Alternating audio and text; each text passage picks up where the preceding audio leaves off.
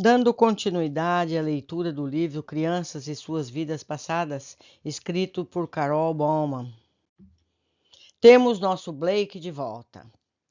Uma semana depois, recebi outro telefonema de Colleen, desta vez animada e feliz. Contou-me o que aconteceu. Segui seu conselho, coloquei Blake na cama, cocei suas costas e perguntei: Blake, você foi atropelado por um caminhão? Ele respondeu que sim. Então expliquei que aquilo tinha acontecido em outra vida, não nesta. Contei que ele tinha um outro corpo naquela ocasião e uma outra mãe também. Pensei que ele fosse ficar me olhando com aquele olhar vago que tinha apresentado nos últimos meses e que não fosse entender o que eu dizia. Mas a expressão do rosto dele valia mais do que 1000 palavras. Seus olhos se iluminaram de surpresa e perguntou: Tem certeza que era outro corpo? Minha mãe era outra? Respondi afirmativamente e expliquei que todos nós nesta vida o amamos muito. E falei o nome de todos: mamãe, papai, seus irmãos, todas as pessoas que conhece o amam e querem o seu bem. Foi como se eu tivesse dito que Papai Noel estava chegando. Estava feliz pela primeira vez em muito tempo. Abriu um sorriso largo, luminoso, como árvore de Natal acesa. Voltou a ter brilho nos olhos. Podia sentir aquele enorme peso sair de suas costas. Colin prosseguiu. Achei incrível que ele tenha entendido imediatamente. Não esperava que as minhas palavras tivessem tanto impacto. Pensei que talvez teria preciso atravessar um longo processo, repetir tudo muitas vezes, mas para minha surpresa, na manhã seguinte, ele já estava brincando, rindo e pulando pela casa. Agora não parava de brincar. Voltou a usar o máximo seu maravilhoso senso de humor. Voltou a ser travesso. Pensei que ele não fosse entender. Mas como você sabe, as crianças são uma caixinha de surpresas.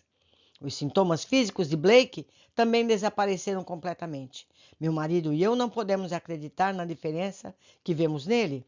Temíamos ter perdido nosso Blake para sempre, mas sua depressão se resolveu da noite para o dia com poucas palavras que eu lhe disse. Temos nosso Blake de volta. Capítulo 9. Presto Chicago. Colin e eu terminamos nossa conversa telefônica encantada com a cura simples, instantânea e direta de Blake. Que milagre ver que ele pôde voltar a ser um menino sorridente, simplesmente entendendo que sua vida passada havia terminado. Colin disse: as pessoas precisam saber que as crianças podem ter lembranças perturbadoras de vidas passadas e que os pais podem ajudar. Disse mais: vou escrever para Oprah Winfrey e contar o que aconteceu. Ri comigo mesma, pensando nas milhares de cartas que Oprah deve receber por semana. Mas animei Colin. Claro que deve escrever. Vá em frente, mas espere que eu termine de escrever o meu livro. Meu plano para vencer o medo. Fiquei animada ao ver que aquelas técnicas simples haviam funcionado com Blake e que os Hocken tinham seu Blake de volta. Que felicidade ser capaz de contribuir na vida das pessoas apenas partilhando o que aprendi sobre lembranças de vidas passadas com crianças. A história de Blake também era importante para mim em outro sentido. Aquela joia de caso coroava meu modelo de cura. Era o ápice de todo o meu questionamento e pesquisa. Confirmei minha teoria de que as crianças podem ser curadas se seus pais entenderem os princípios das lembranças de vidas passadas. Era um caso que eu poderia empregar para mostrar a outros pais o que fazer com seus filhos. Com aquela confirmação, tinha confiança para ir adiante com meu livro, mas precisava de mais casos. Coloquei meu anúncio na revista Modern outra vez. Os casos começaram a gotejar a partir do anúncio, em resposta ao meu artigo no Venture Yard. Através da minha rede, com o auxílio de Steve, escrevi outro artigo para o jornal APRT, mais abrangente, incorporando casos novos e, é claro, o caso de Blake. Dei outro passo, mas escrevi como aluna de graduação no programa de consultoria de Villanova University. Queria desenvolver minha habilidade de aconselhamento e ver o que os acadêmicos podiam me ensinar em termos de pesquisa. A próxima etapa de meus planos me amedrontava. Sabia que não podia me apoiar em apenas alguns artigos para divulgar minhas descobertas, nem para atrair mais casos. Tinha que me apresentar e partilhar pessoalmente as minhas descobertas. Tinha que começar a falar em público. Só havia um problema: nunca falar em público em toda a minha vida.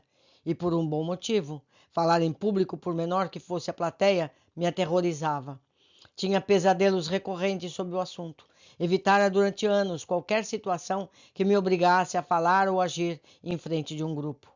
Mas agora estava determinada a vencer o demônio do medo.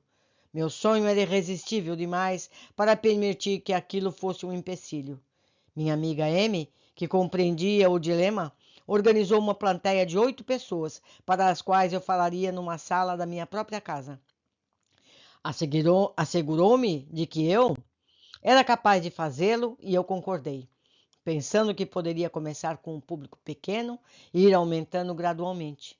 Para minha grande surpresa, após os terríveis 10 minutos iniciais, fui capaz de relaxar e falar. Minha necessidade de divulgar os casos era mais forte que o meu medo. Fiquei tão encorajada com o sucesso que disse a Amy que estava preparada para um grupo maior da próxima vez, talvez umas 20 pessoas. Meus amigos, nós precisamos vencer as nossas barreiras pessoais, porque tudo o que tememos pode estar noutra vida, bem longe da atual, não é verdade? Um abraço a todos, eu o aguardo no próximo capítulo.